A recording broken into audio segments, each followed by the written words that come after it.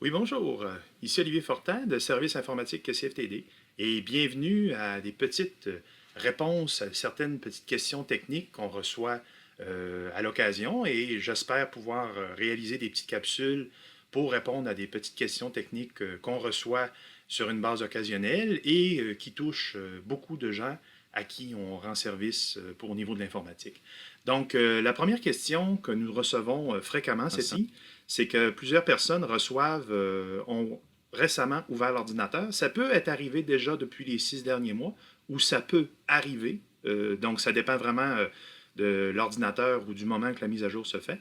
Si vous êtes propriétaire de Windows 10, vous avez un portable ou un ordinateur, vous aurez tôt ou tard un de ces écrans ici sur lequel vous serez complètement bloqué. Donc, en réalité, c'est un écran bleu dans lequel vous aurez un message vous demandant de répondre à des questions. Tout d'abord, pas de panique, ce n'est pas un virus ni une menace. C'est une simple procédure qui est incluse dans Windows 10. Donc, c'est une mise à jour importante. Et si plusieurs personnes ont carrément fermé l'ordinateur en pensant que c'était un virus, et en le rallumant, l'écran est toujours là. Donc, si vous ne répondez pas à ces questions-là, vous n'irez pas plus loin. Et si vous voyez la première question qui vous pose des questions sur la reconnaissance vocale, dites-vous que c'est tout à fait normal. Maintenant, pour passer cette étape-là, ben, il suffit simplement de répondre aux questions. C'est des questions tout à fait légitimes. C'est des nouveautés, en fin de compte, de Microsoft qui sont proposées avec une grosse mise à jour de Windows 10. Qu'est-ce qu'il faut répondre à ça? Ben, il n'y a pas de mauvaise réponse en soi, mais si vous voulez rester minimaliste, donc vous ne voulez pas donner trop d'informations, vous ne voulez pas que Microsoft vous espionne trop, il suffirait de répondre un peu à ne pas utiliser la plupart des services qu'ils vous proposent. Donc, par exemple, à la première question, on vous demande est-ce que vous voulez utiliser la reconnaissance vocale en ligne ou pas. Si vous n'êtes pas friand des nouveautés proposées dans Windows 10, vous êtes mieux de ne pas utiliser la plupart des services.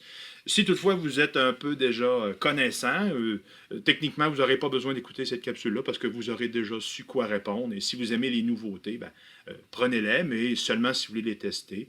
Donc, vous dites que la reconnaissance vocale, vous allez simplement euh, appuyer comme vous ne voulez pas et vous acceptez dans le coin à droite. Et ensuite, vous aurez d'autres questions comme l'emplacement, vous dites non, localiser mon appareil, vous n'êtes pas obligé non plus, vous dites non.